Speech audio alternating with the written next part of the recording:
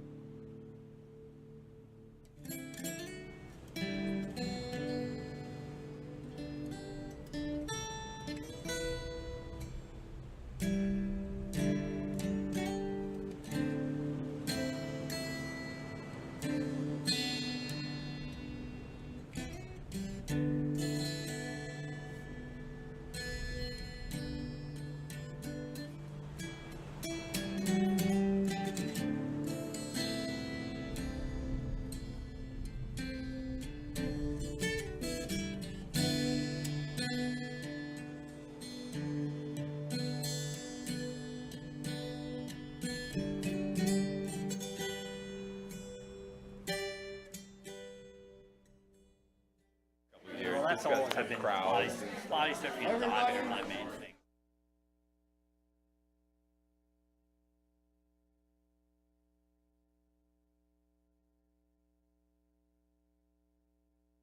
I'm up here with some of my pals who are fellow writers for the sea, and I just want to give a couple of little shout outs of recognition.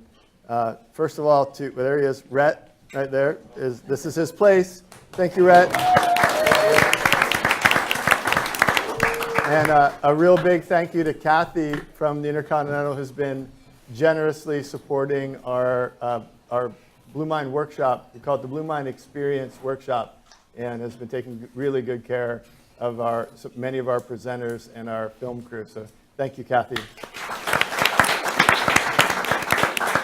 And I'd like to quickly invite all of the Blue Mind Experience Workshop attendees and any of the speakers who have joined us this week, just to stand up for a second, if you would. All right. This group of people have spent, This group of people have spent the last several days together, and we're going to be together all day tomorrow. talking about a new way of thinking about the ocean story, the water story. And we've started with birth, and we're working our way all the way through what we call the 7 ages of water, all the way through death, and describing how water makes our lives better, how water makes life worth living. Not just the ecological, the economic, and the educational benefits, but the vast emotional benefits of healthy oceans, healthy lakes, healthy rivers, and even swimming pools. And so this group is as well prepared for that conversation by the end of this week as really anybody on the planet. So I just want to recognize their participation. It's been a deep dive, I guess you could say, and has been, a pun intended, and fantastic groups of conversations and interactions. So thank you very much for being here. And our team, Alex in the booth there he is, and Morgan has been working the bar and pretty much the front of the room and the back of the room, and Scott is also here from Alaska helping out. So we've got a great team, and been really enjoying this week. But whale in the neighborhood? Pardon? There whale in the neighborhood? Yeah, there's a little bit of feedback. I don't know where that's coming from, but one of those smart people in the booth will resolve that if they haven't already. Right. So we call this talk, tamales, and tequila, and so you've seen the tequila, most likely experienced the tamales, and now this is the book talk component. And dangerous. Yeah, and so we're sort of dude heavy here. I just really kind of realized. But the reason why this group has assembled is these are the fellow writers whose work I see interacting with. Amazon algorithms have noticed there's a connection there. Our books are often listed with each other on various lists or shelved near each other. And because content-wise, they are about our emotional connection, our physiological connection with the ocean. There are a lot of books about marine ecology that I highly recommend, and conservation. But this conversation is about something that maybe a bit deeper, about our brain's response to a healthy ocean, which is part of our human evolution, and something we rarely discuss in formal training and formal education, and certainly in the policy world. The cognitive, emotional, psychological, social, and spiritual benefits of a healthy ocean are not codified in our legislation, although they're quite real. We need to work on updating our policies to reflect that. So that's why this group has kind of been assembled here. And I'm gonna moderate, but I'm gonna try to mostly just kind of stay out of the way of the brilliance of these guys. But we're gonna start and go down. I have a question I've asked every presenter so far at our Blue Mind workshop, and it's fairly open-ended. I'm gonna start with David and work this way. And it is, what is your water? What is the water that you first perhaps fell in love with, or that really got you excited about this topic? And can you just kind of take us back to the origin of your activism, your advocacy, and your passion for the ocean? Yeah, I mean, I'd say my water's salty. I always bugged my mom. We were on Long Island Sound, so it was sort of brackish, and we had the dock there, but I always bugged her to go to Jones Beach. And finally, when I was about 15, for my sister's birthday, she took us down to the Florida Keys. And until then, I'd sort of had this resentment. You know, at 8, I wanted to be a frogman, like on Sea Hunt, and, save dolphins in America, and then I was going to be an oceanographer, but I didn't quite. But I also was like resentful because I'd look at the stars at night and think I was a generation too soon for alien worlds. So we got down there to the Keys, and I got hold of a mask and snorkel and went off the seawall, and there's like living, colorful rocks and my first shoaling fish and little hammerheads.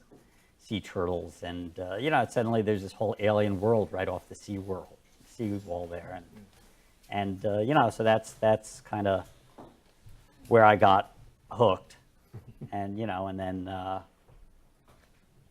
then the 60s came, and I got distracted by the movements and moments, and ended up being a journalist and spent the next 30 years going off to cover wars and epidemics so I could go home and body surf.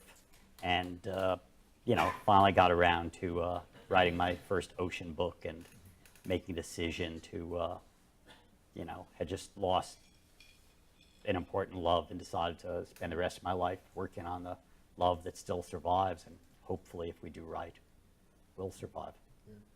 So one of the topics that we've explored in this workshop is death and mourning and grieving and the role of the ocean in our lives.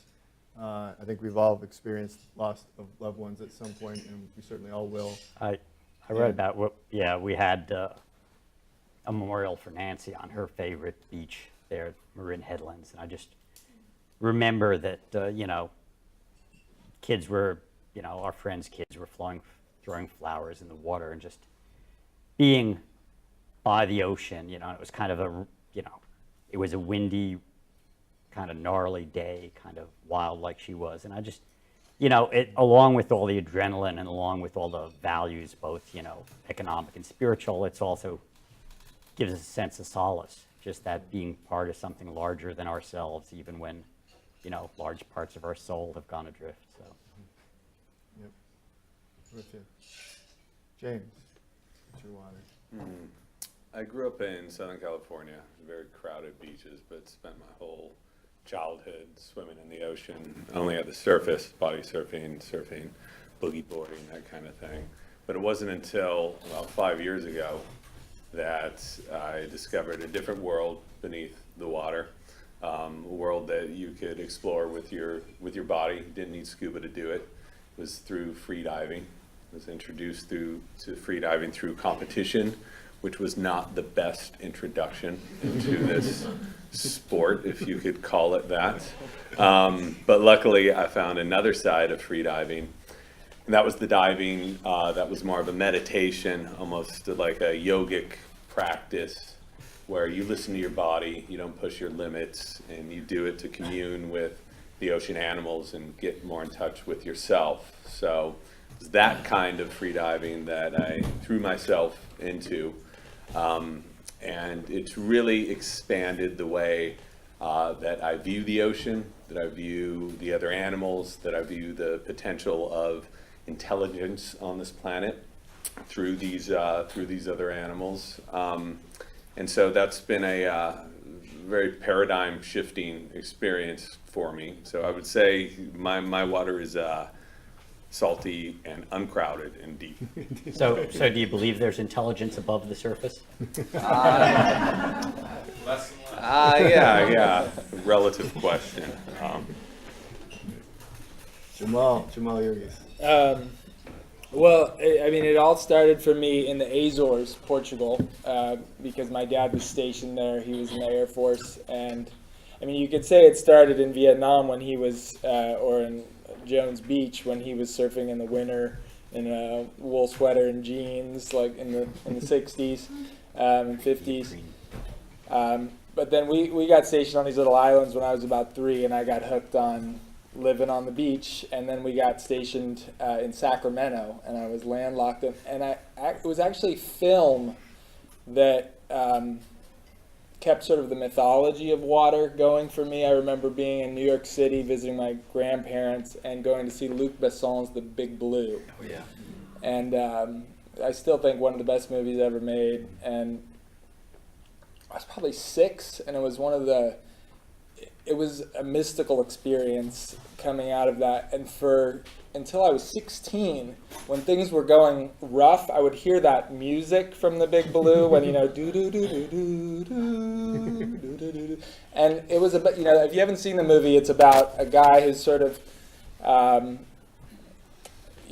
lost his family, and so his family is the sea and dolphins, and he's a free diver. And so when my parents divorced, and and I was dealing with all the, the emotional pain of that and didn't have the tools, the ocean really became that. And that's why, I ended up running away from home when I was 16 to Hawaii. And I couldn't explain why, but there was this sort of drive and this knowledge that the sea would have the healing power to get me through and to change my life, and it did. Not in the sort of Kelly Slater, Data Hawaiian Tropic Model fantasy I was going for when I was 16 and ran away to Maui, but over the next 20 years, I think it helped me grow up and, be sane.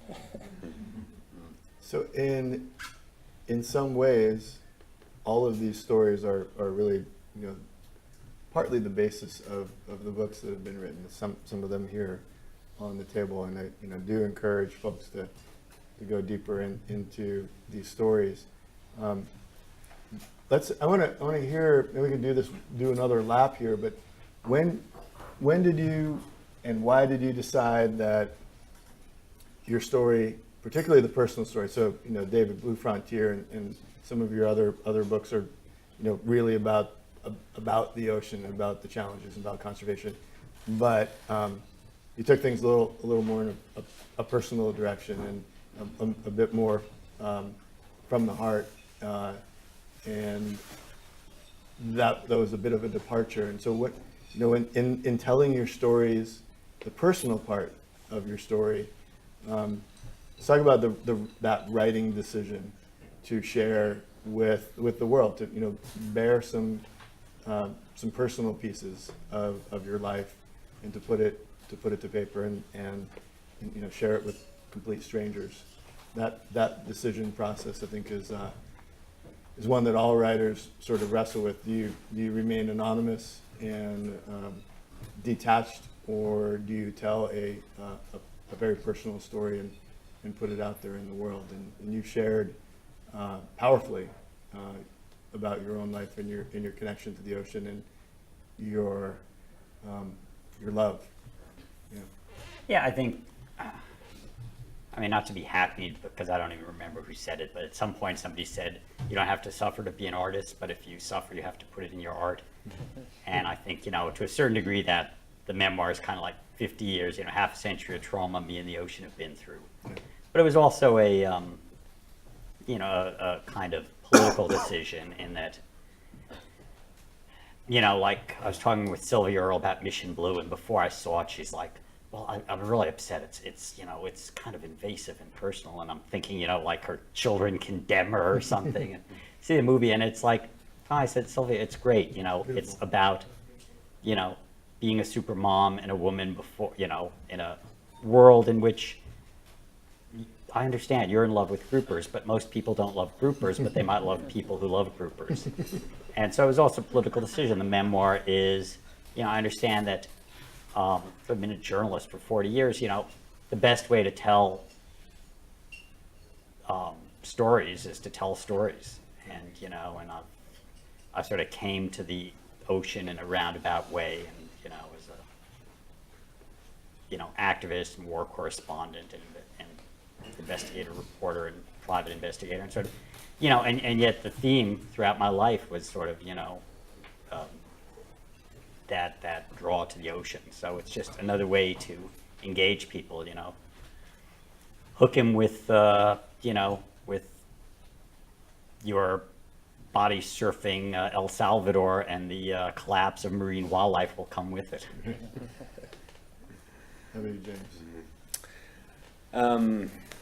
It's interesting because I had these many conversations with my editor when I was writing the book, because I didn't want myself in this book at all, because nothing bugs me more than when I'm reading a book and the author puts himself or herself in repeatedly and it becomes this really blowhardy tale. When you don't want to learn about that individual person, you want to learn about the world in which they've embedded themselves into. So you're not a Hunter Thompson fan? So no, I mean, if you're doing what he's doing, then it's different, because he is the story, But it was interesting. Along the way, I had no intention of freediving, I'd seen it, I'd seen the beauty and majesty of it, but I'd also seen people basically die for a couple minutes before they were resuscitated or come up with blood all over their faces. I saw a guy dive down to 830 feet and come up in really bad shape. And so why would anyone want to do any of this? I wanted no part of it, but after I was able to go with these more meditative freedivers and learn that people have been doing this, have been freediving for well over 10,000 years. That's as far back as the archaeological evidence shows. It's probably even longer than that. To know that the Japanese Ama have been doing this, living this traditional lifestyle and freediving very safely and doing it in a respectful way with the ocean for 2,500 years. And seeing some of these researchers that I was hanging out with having these interactions with whales, with dolphins, with sharks that they could only do by freediving, I figured, hell, I need to understand this story, so I need to start freediving. And then that story of actually training your body or reminding your body how to do this, because we're all born with these reflexes to do this, felt like an interesting way to tell the reader how he or she could also do it and what that process was like. But constant battle with the editor, and we went back and forth on the drafts. I kept removing myself, and he kept putting in more parts of that. But hopefully we reached some kind of balance there. So my next book, I doubt I'm going to have myself as a character. I'm just going to sort of go into the the story as it is. Famous last words. Because your next book takes place in 1832, so clearly. Yeah, exactly. I can't quite do that. The time machine's not ready yet. So. How about you, Jamal? Well, I think we could do a little past life reading right here for James.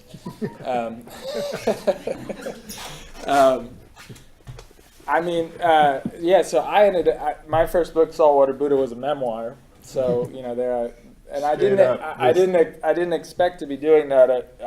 And it was very stressful because I was trying to be a serious journalist, and I'd done a couple years of magazine journalism after grad school, and wanted to be taken seriously.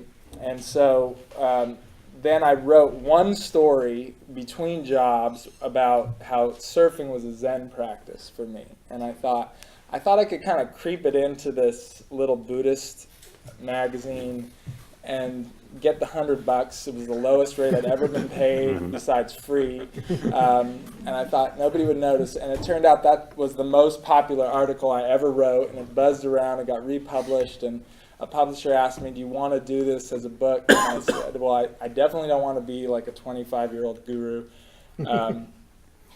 But maybe I could just tell my sort of bumbling story of how I fell in love with the ocean and how and Zen, because I'd lived in a Buddhist monastery after high school, and they said, okay, well, let's see how it goes." And so then there I was, and I remember just the panic of being about to release that story, and how actually surfing got me through that, or the ocean did. I mean, there's this, and it was really what I was writing about, where you're sure, the whole world is focused on you, that you're the center of the world, and when this thing comes out, or when you reveal, that everybody's going to be judging and talking, and your life will be, set in this direction, and the reality is nobody cares that much about you. Right.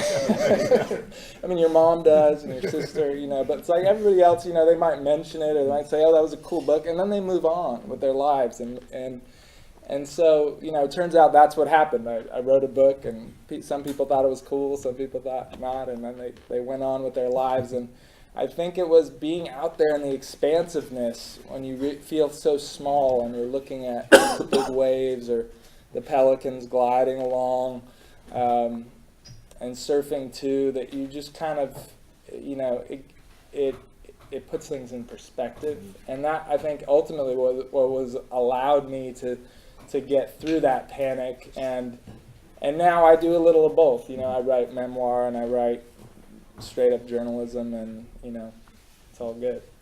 I mean, the advantage also of memoirs, you can write it twice as quick because you've already done the background research. Now I have 3 Internal kids, research. and memoir comes in handy because I'm like, I don't have to get But in the case of Blue Mind, I wrote the proposal, and I really, really, really wanted somebody else to write the book so that I could read it. That was my goal. I didn't want to be the author. I wanted to read about neuroscience meets the ocean so that I could apply it to our work in conservation. And I ran out of options. I actually pitched it to Oliver Sacks, the late great neurologist, in San Francisco when he was speaking at the Commonwealth Club. Sure. And at the City Arts and Lectures sort of thing. And he said, and he's an avid swimmer, was an avid swimmer, lifelong waterman, as was his dad. And I thought, man, I can hear the book already, right? Because he wrote a book about your brain on music. And I thought, he's gonna knock it out. He's gonna love this idea. He's gonna knock it out of the park. And like somewhere buried in the back, there might be an acknowledgement that, that I suggested it. And that really was my vision. And he said, it's a fine idea, you do it. And it was like, oh shit. Because if you know Oliver Sacks or you've heard him, he's a heavy intellect, to say the least. Fills a space. And I was sort of like disappointed and at the same time felt this heavy weight. And it was like, how am I gonna do that? Like really, and it was not you should do this, maybe you think about doing this, it was you do it. And so it was like, it took 5 years and got it into his hands before he died.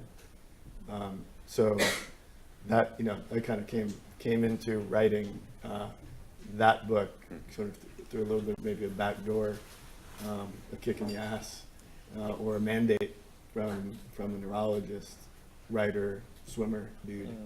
Named Oliver. Yeah, that's like Yeah, being knighted. yeah. Anointed. And there, I remember finishing the book and with the help of my friend Diane, getting it over to him in New York and feeling unworthy because it was nowhere near as good of a job as like a tenth of the book that he would have written.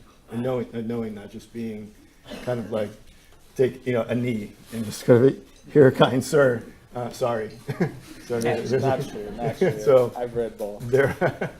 So that writing, But every book has its own reason. Like Yeah. Rescue Warriors I wrote because I kept looking for a good book on the Coast Guard and there weren't any. right. And plus I knew I'd have an excuse to go flying and and riding with him all over the world. Yeah. Can I circle back to the death thing? Because Yes. when I was doing, recently I was doing All Our Waves Are Water reading and in Half Moon Bay. And at the end, this woman tells me the story about her father just passing and that she was a swimmer and he was a swimmer and that he wanted to die in the water. And so it was like water birth. They found a pool, as he was dying, and she held him in the water. And this was the first I'd heard of this, and I just have to ask if it's part of what you guys are discussing, or if you've heard if this is going to be a thing now, like water death. Chapter 7 of my next book is we have been discussing that this week, and again, reference my friend Diane, who works in end-of-life care and hospice, in grief counseling and beyond. We've been discussing water birth and water death as a potential modality, and I personally will sign up for that if it's feasible and the timing works that way. Now it's a little intrusive. I was diving off Catalina and going through the kelp forest, and there's suddenly this little memorial. They've cemented some sergeant into the bottom, and it's like, no, ashes are plenty. I don't need to come upon graves in the middle of kelp forest. But what we're talking about is literally if you're if I guess fortunate enough is a strange way to put it, but if you're fortunate enough to know to be able to time your death, to be able to choose to do it rather than in a bed, to do it floating in water.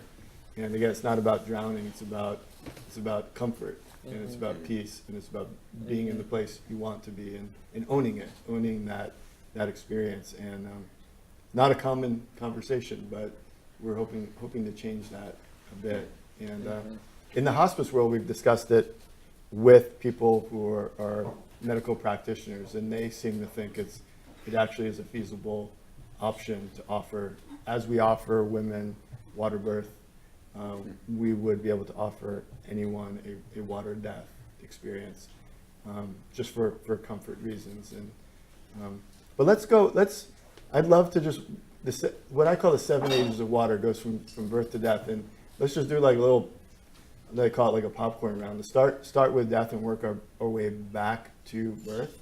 So when we think of death through the water lens, you just mentioned that, David. We've discussed that and your connection with what Well, it's comes. like Al Shuffleberger too.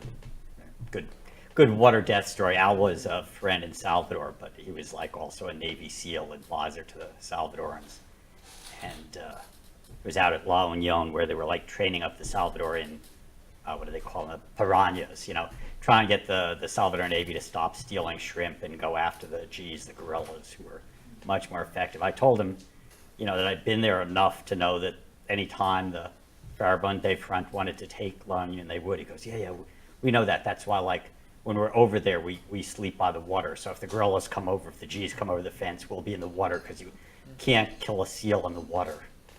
So, or as a commercial diver once put it to me, he says, yeah, seals know 69 ways to kill you in the ocean, but if you hand them a wrench, they're lost. So, of course, the guerrillas figured the same thing, so they went up to him when he was waiting for his girlfriend at the university and shot him there, killed him, but it was a water thing. Yeah. Yeah.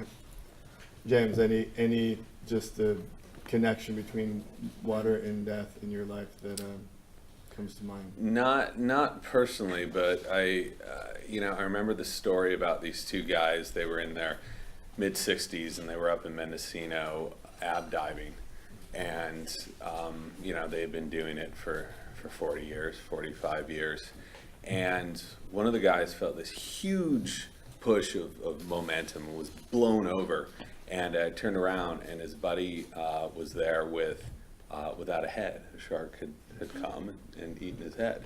And so, ABC has him on there and says, oh, you must be so devastated. This is such an awful thing. And the guy and this was like 10 years ago or something. I remember it because the guy was so sanguine about it. He's just like, we were doing something that we love to do and look forward to doing all year. We were together, we're hanging out there. Like, this is the most majestic way to go. And this guy was a huge fan of sharks too, And so when I think about that, I think, of all the ways to go, surfing or diving, to me, not as though I'm gonna purposely push myself into situations that could lend themselves to that option, but that seems like one of the most peaceful and majestic ways to transfer. I did a men's journal piece on white sharks and interviewed a bunch of people, and also for the last book, who've been chomped in California. And, surfers and kayakers, it's like there's a sense of, you go in the water. One of them said, it's like entering a wilderness. You can, be drowned, lost, or eaten by great beasts. And there's that sensibility. It's funny because our chief land-based predator in California is cougars. People panic, when there's a cougar bites somebody, jog or whatever. But water people kind of understand that you're in the food chain there. In fact, Men's Journal was so upset that I couldn't find anybody who was like anti-shark that I finally agreed. I interviewed a Republican politician up in Sacramento, and he said, well, I said, then, we've got the White Shark Protection Act. We do? That's awful. I go, no, the surfers tell me that, you're part of the food chain. Long pause, he goes, well, I don't agree. I think God created a triangle and put man on the peak and the beast below, and obviously these surfers are confusing themselves with the beasts. That's funny. I wrote a Men's Journal shark story too, and they told me the exact same thing. Like, isn't there someone that hates these things? Yeah. And I had to do some literally, it's the same. Anyway, shop talk. Moving on. All right, so let's walk backwards through what I call 7 ages of water. So the sixth age of water I refer to as ebb and flow, and that's when water takes on a therapeutic role, whether maybe gravity on land feels a little extra heavy, or you've hit a tough spot. We're going to talk about that in our workshop tomorrow. But any experience with water-based therapy in rehab and recovery that comes to mind that you've experienced, but maybe in the freediving world or I'm going to give a plug for this Norwegian hotel. Good idea, yeah. Called the Soul Strand, which we were just out exploring the fjords. At Norwegian Air, Oslo from Oakland is about $400 round trip right now. Wow. And you can take the train up to Bergen, and there is this little place called the Soul Strand, but there are places all over Scandinavia like this where, I mean, it's just water therapy on the fjord. They heat their pools, they have cold and hot, and these just fire hose type jets that are coming at you from every which way. And we have a 2-year-old, a 4-year-old, and a 5-year-old, and these guys. Nuts. Well, this was like Water World, and they were playing, and we were like massaging, and that's all we did in Norway. Like we thought we were gonna go, see the ruins and the Viking ships. We did a little of that, and we're like, let's go back to the pool and get that massage. But I do want to say one thing about death, just because this is mainly a scientific discussion, but I think it's interesting to look back to the ancient traditions, which I've been mostly steeped in Buddhism, and I was a religion major. And when you get into Buddhism, there's this idea of that the consciousness is not just a result of the brain, but it goes beyond sort of the brain and migrates. And yet, but Buddhists also say there's no self. So it's like, well, what is it that migrates? What goes to the next life? And a metaphor that's often used is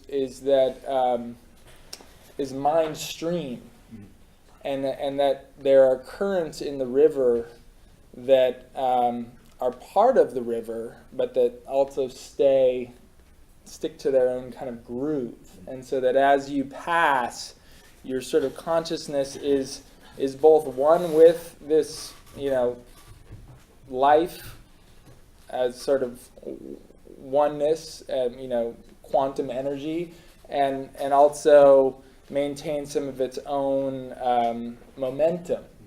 And anyway, I've always thought that water uniquely embodies that reflection. Whether it's far be it from me to know what happens, but when my dad was dying. And we kind of waxed and waned, we would go back and forth about, where are you going? And ultimately, we came back to that metaphor in ancient texts, and it's not the only one. Sometimes it's, like a one candle can light many flames is also a metaphor that's used. But it was a beautiful image to have at death, and a comforting one. Yeah. My dad died on Earth Day last year under a full moon on Drinkwater Boulevard in Phoenix, Arizona. I was like, "Thanks, Dad. I got it. I got the message loud and clear." It's watery kind of day. Yeah. Yeah. So let's Well work backwards. So what I call the sixth age of water is I refer to as the justice, and that's the age that most of us are in, where we're meant to be productive, creative, and responsible on demand. So, any thoughts on how water enhances your creativity or helps you maintain your productive flow? Well, it goes back to the therapeutic. I mean, Yeah. anytime I'm body surfing or blowing bubbles on a dive, I'm getting more productive. And you have your notepad, right? Yeah, Always. the underwater slate. Crayon, yeah. Yeah, I mean, it's productive. It's so we got these book reviews, and this reviewer wrote, I don't appreciate that all three of these authors end up with this sort of requisite optimism when clearly the ocean's dying. So I wrote a letter back saying, I'm sorry, but when I'm in the water with dolphins, I'm just optimistic. Yeah. It's like Gramsci's saying, pessimism of the intellect, optimism of the will. Well, my optimism and my will is when I'm in the water. And thankfully, right? Thankfully that we have a place we can still go to preserve our optimism in the face of some serious issues. Yeah, and along those lines, I had always assumed like I could only really reach that state of solace and peace in the ocean. Like that was always my association with water. Like you be in a pool and it's cool, but it just wasn't the same until I tried floating in a float tank. And here is something that is the exact opposite of the ocean, right? It's a very antiseptic, closed, dark place. But what I've discovered is, it's not the physical surroundings that are interesting. It's that trigger that goes off about 20 minutes later. And that's something I've gotten really, really excited about. It's not the same thing as being in the ocean, but and you shouldn't try to compare it ever. It's okay. Yeah, Oh, good. don't even, But stop. But you know that what didn't work though along those lines, water beds. Oh, right. Just What do you mean? What do you mean? work. I love that. Yeah, we're gonna come back. But they're still on every rental agreement. 13B, no water beds on the second Right. story. No lava lamps. Right next to radon exposure. Yeah. So for all you future home buyers out there. All right, so backing through these ages, so before the justice, the fourth and fifth ages of water we refer to as the lover and the fighter. And the lover is where we fall in love with ideas, places, and each other. And then the fighter is when we fight for what we love.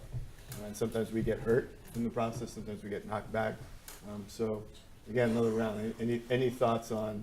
Sounds like, bringing it back into my immediate struggle and all of ours, it's finding the way to communicate it through the balance of warning and wonder.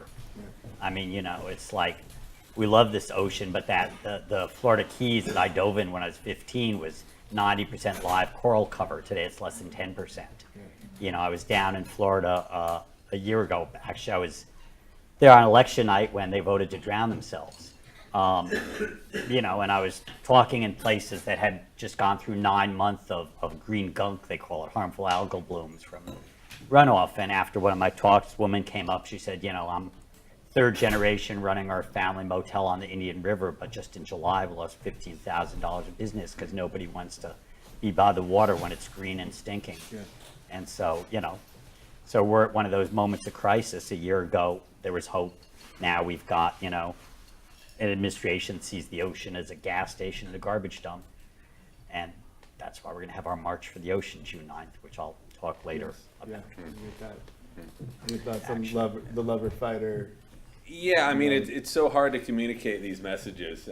You've been a magazine writer for a long time, as have I, and if you just come in negative with this stuff, no one's going to really listen. So, I've found a way that has seemed to work and at least entice people who may not have been enticed otherwise, is to show this wonder and show them stuff they've never seen before. That's why I've gotten so inspired and active in learning more about cetacean communication, whale communication, because so much of that hasn't really been explored. It doesn't fit into the parameters of academic research. And so if you're able to get slightly outside of that, and if you are unencumbered by those restraints, the world kind of opens up. And luckily, with all the latest technologies that are coming out right now, they're so cheap. Hopefully, we can make some progress. So in my mind, I've been to oceans all over the world. That's what I write about. It's really bad everywhere I go.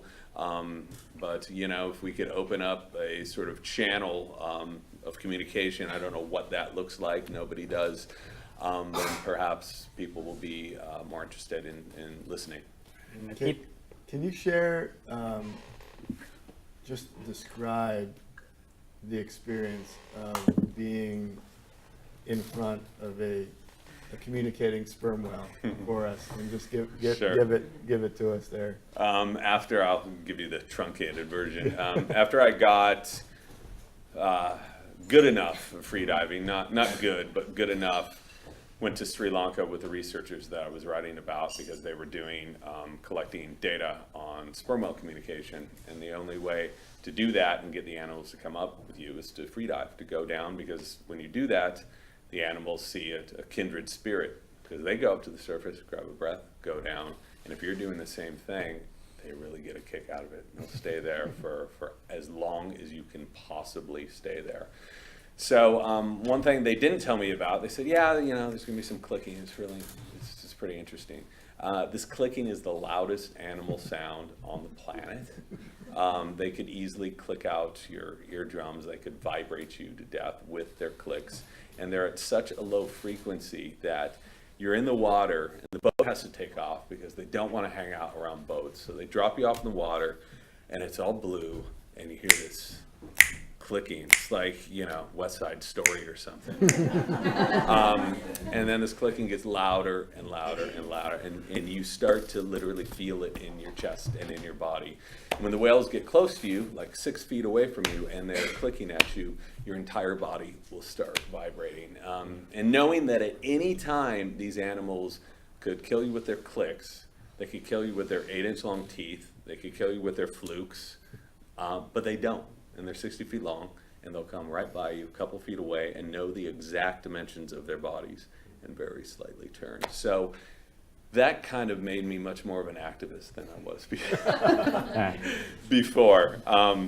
And the book's been out for a couple years, but this project is really starting to get some traction now. And so that's my hobby, with all my free time at 11 at night, is to pursue that stuff. So. And that lover-fighter dynamic there. Talk about an emotional connection that propels you to care more, be more empathetic, and more giving. Okay, well, here's my cynicism a little bit, because I was just out with some dolphins, big guys and gals who were feeding right off San Diego. And it's like for centuries you hear about dolphins saving sailors, pushing them towards the shore. You obviously would never hear about the dolphins who push the sailors out to sea. These are, Good point there, yeah. They were bad sailors. Listen, so everybody keep that in mind. If you see a dolphin, just consider they may be bad dolphins. So, how about you? I mean, I take a cue from you, Jay, watching your activism for turtles, and it's never like, screw you people who are like killing turtles. It's let me talk to the poachers and understand their livelihood and who they're taking care of, and meet them as people. And once we have that relationship, there's going to be an opportunity for lasting change, rather than you jail a couple poachers and the next generation comes up. And like, how do you find a way for them to make a living? And I think I think that's the principle we're looking for. It's challenging in this time, and I've come to, every time I want to, fuck off Trump on Twitter or whatever, like, go to what do I love and what I want to protect, and who can I boost as a positive, who's doing, whether it's you or Sylvia Earle or J.K. Rowling, or somebody I love who I feel like is fighting the good fight, because I don't want to get into poisoning the water with anger, because I know that somebody who can only resort to vengefulness and boastful bullying is wounded inside, deeply wounded, and on some level deserves our compassion, but fierce compassion. And so where does that love come from? It's really challenging. I think all of us grapple with it every day. And but that sort of Tao Te Ching quote, like the eternal good is like water. It nourishes things without trying. And love is like that. I mean, I watched The Shape of Water last night, Guillermo del Toro's. It's a brilliant film. But here, the basic plot is, it's like you fight for what you love, but out of love. and if we stick to that, I mean, I think we can't get lost. Ultimately, the oceans are going to be okay. There's probably universes of oceans out there.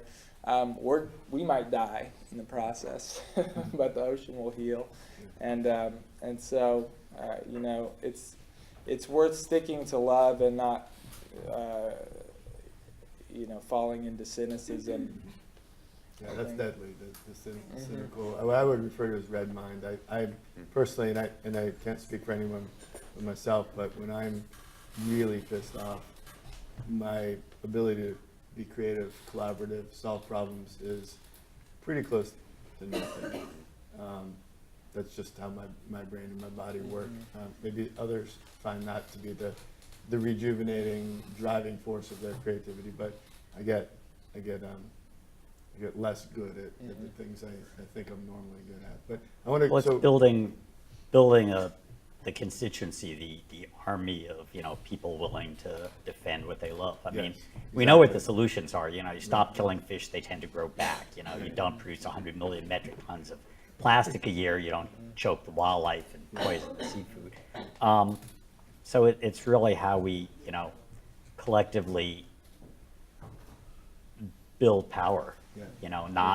Not to destroy the enemy, but to displace and come up with better answers. I mean, I wrote 50 Ways to Save the Ocean because people would keep coming up to me after I'd talk and they go like, well, it's great, you should keep doing what you're doing, but what can I do about the collapse of marine wildlife, climate change? I've got a double course load, or I'm looking for a job, and everything we do every day affects the seas around us, and becoming, and again, the good news, when you do right for the sea, it turns out you're doing right for yourself, for your health, for your wallet, for your just sense of what you were saying, just sense of centeredness. Okay, so we've got two more ages. The second is play. So play through a water lens. So I like to say balloons are fun. Water balloons, serious party. Right? Slides are great. Water slides. Again. Blue marble in my wrist rocket. We could turn Trump Hotel into Rump Got Hotel. a million marbles in wrist rockets. There you go. We'll at least lose some windows. So your perspective. I'm diving next week, so Right, that's there you my go. play. All right, scuba diving. That's such an easy question for us. I mean, that's all we do. Okay. He's got a hand plane here. Yeah, right. Yeah, exactly. So we're comparing notes on that. So I mean, obviously that seems to be our Right. cumulative playground here. It never gets old. writing I'm about- jealous of Jamal. Just went out today. It was 30 foot swell. Went out today. Got That's the why it's riptide. late. He's Yeah, going to yeah. tell you about it right now. There was. Why are we late for the talk today? It was funny. I was leaving San Francisco, and Doc Renneker, who Oh, is yeah. portrayed in Bill Finnegan's book so well, Mine too. maybe unfairly, but he's my neighbor, and he goes, he's the expert on where it's breaking, and he's studying. He's like, nowhere's gonna be good. Like, don't even. I'm like, I'm going to Santa Cruz. Come on, the lane will at least be breaking. He's like, nah, you're south winds, you're fucked. So anyway, got down there, the lane, it looks clean, and Mitchell's Cove was actually pretty good, but yeah, it was keeping me. I got out there. Just coming back. was getting one in. But I mean, I'll just say, play is what I think most of us forget how to do as grown-ups, and it's our natural state. I think, like when you're reminded of that when you have kids, that you've even made the things that you play like the serious thing. Where I've made surfing before like this thing where I have to be good at it, and I'm hedging and I'm competing and I'm in the alpha pack or wanting to be, and all of a sudden you've turned play into misery, into the same samsaric ground,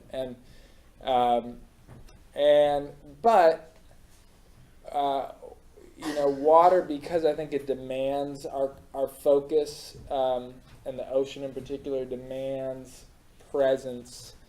You can get into that playful space and get out of your usual sort of comparing mindset more easily, and that's a gift. I mean, because everything we tend to like, it's like we have work and then our families, and then we have that hour where we de-stress quickly, like whatever it is, the gym, the pool, the surf, your meditation, whatever it is. And it quickly becomes just another data point to plug in, like, have I done it? And that's a shame.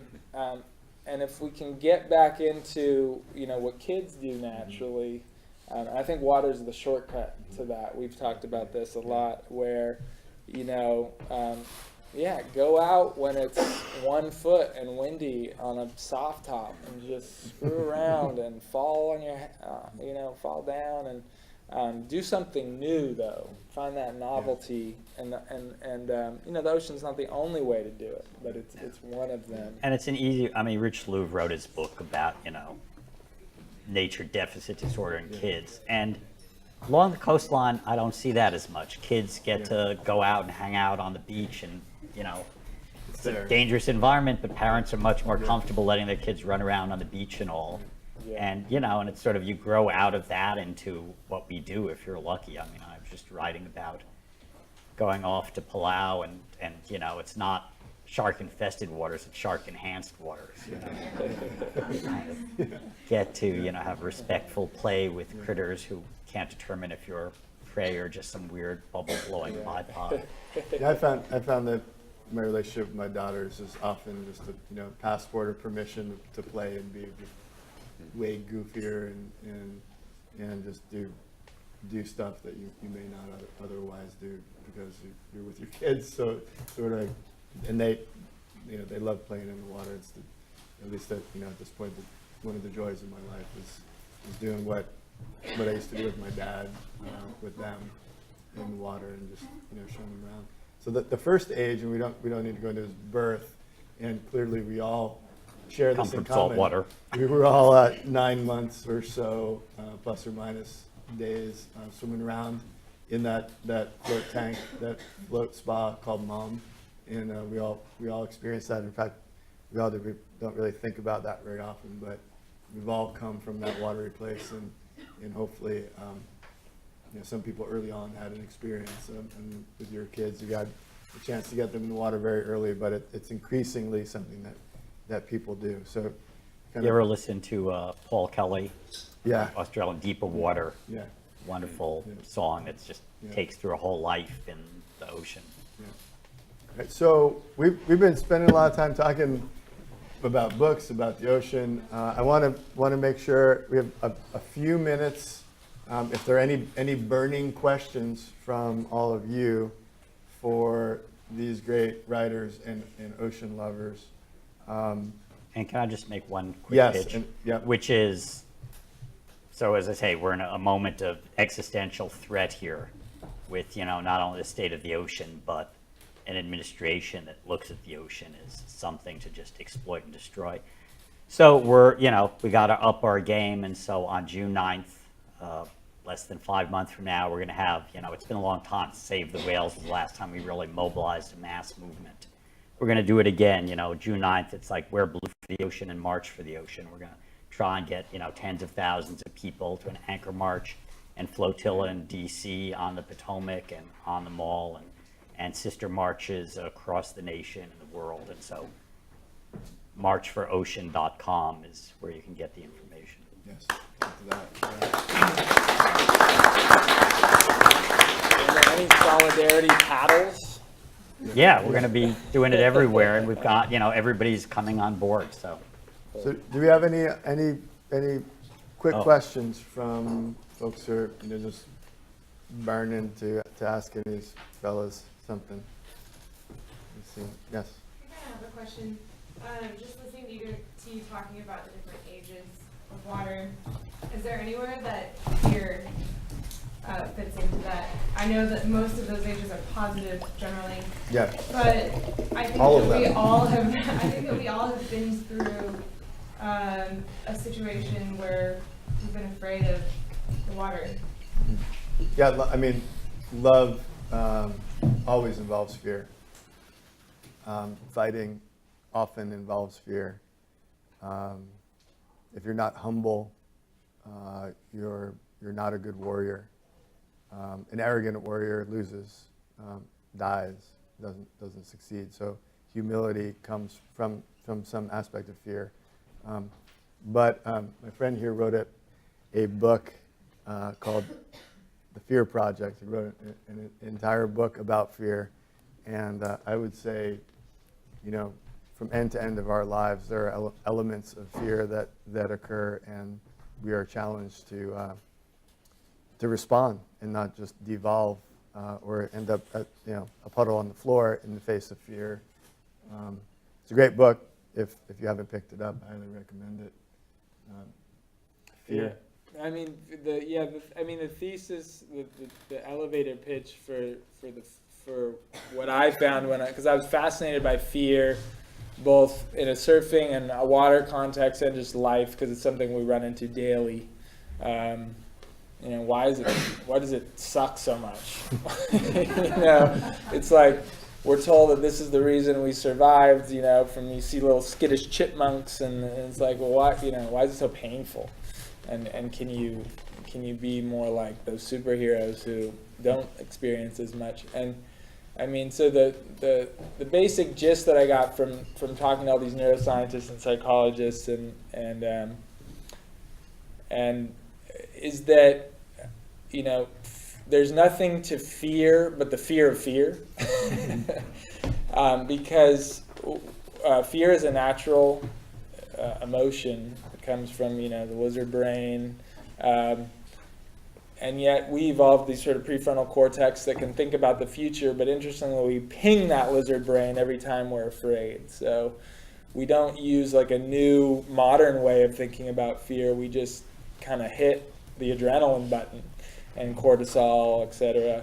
And so, you're starting to think about something like a speech you have to give, and you're in fight or flight. It's like, how is that helpful? It's not.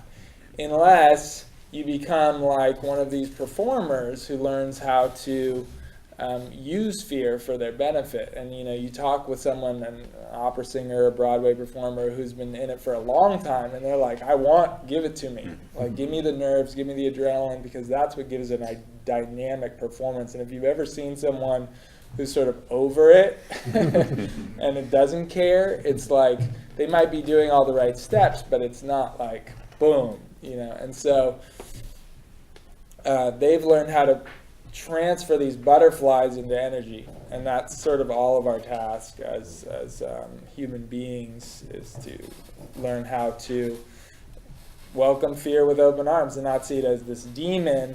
Sometimes the older, which I think are beautiful if they're well understood, like biblical traditions will be like, fear, love is always wins over fear, and fear is evil, sort of this darkness. And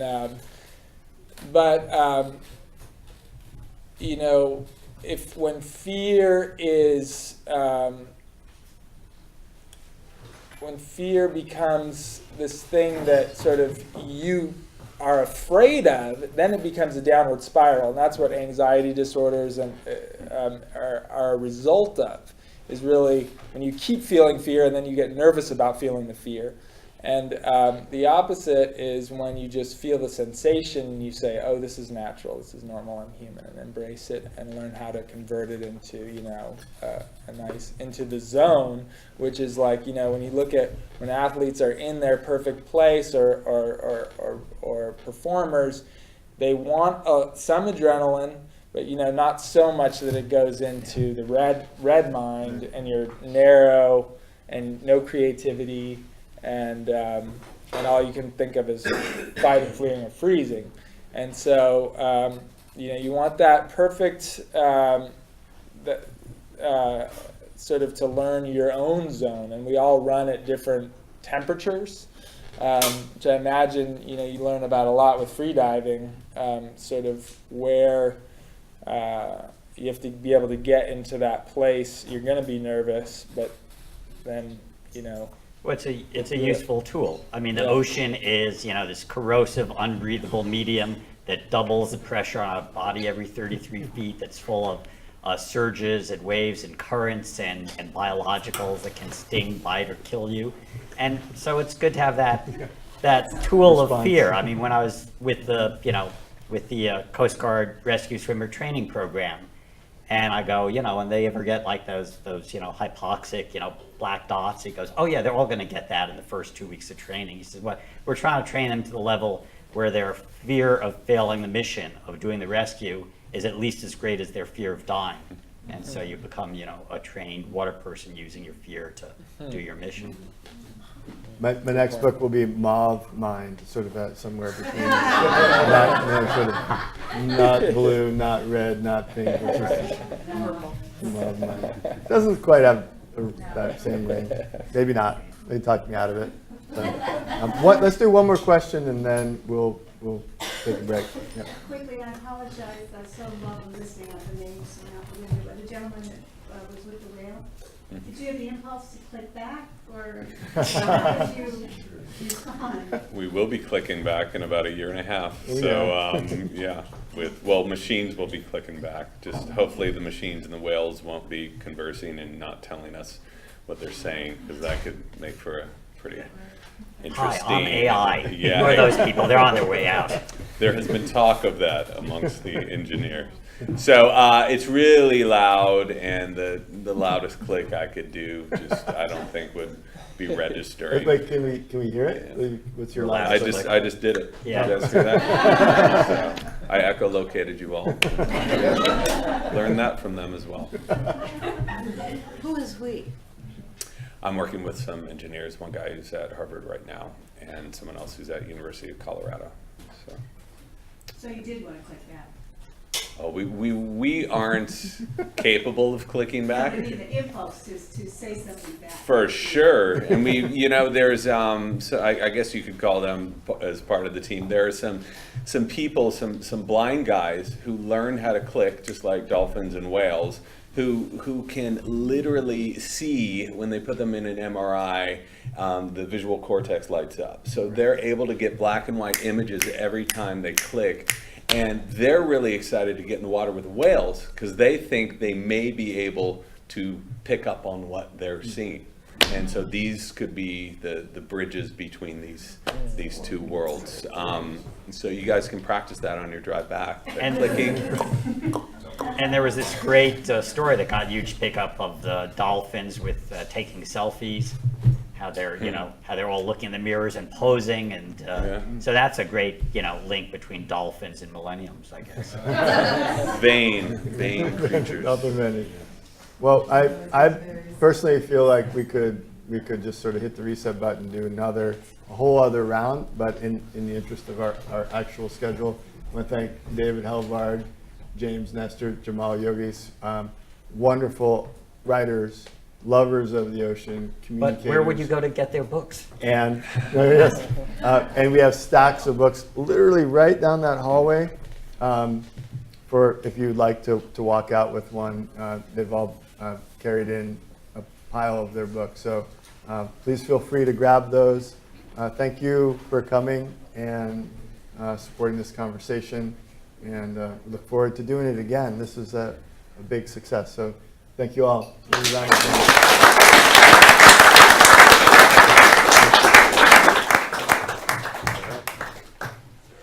I don't know if there's any tequila left or tamales, but have at whatever's left.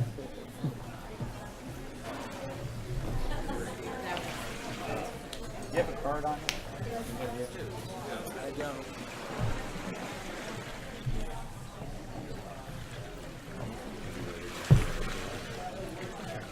I read deep.